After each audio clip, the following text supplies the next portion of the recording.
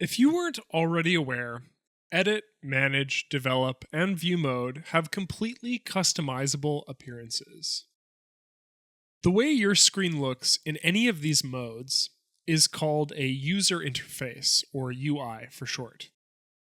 You may have noticed these buttons on the top right-hand portion of the screen.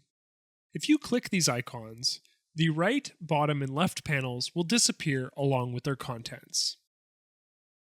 If I click the main menu bar and select Panes, Panes controls what is visually present in the user interface. Notice that if I click it, nothing is checked. In effect, everything from the Actions browser to the info palette is hidden from view. If I click one of these top right user interface buttons again, you can see that when I click Panes again, the filter menu is now checked and visible.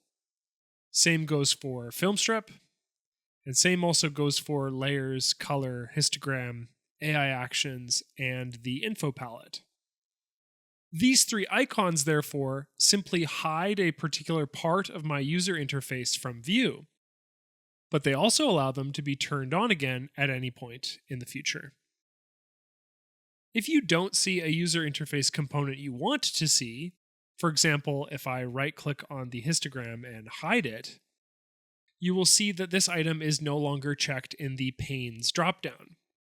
Therefore, anything you don't see on the user interface can be added back via the Panes dropdown.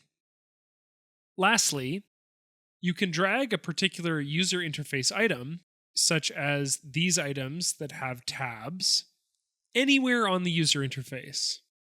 If I take the Color tab here and drag it, you can see that this little positioning pop-up that allows me to move or dock color wherever I want it appears.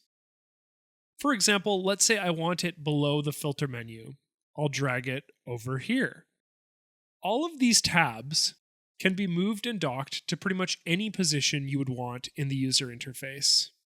Play around. Please like, comment, and subscribe. And if you'd like, click the bell icon. That'll notify you when we upload new videos.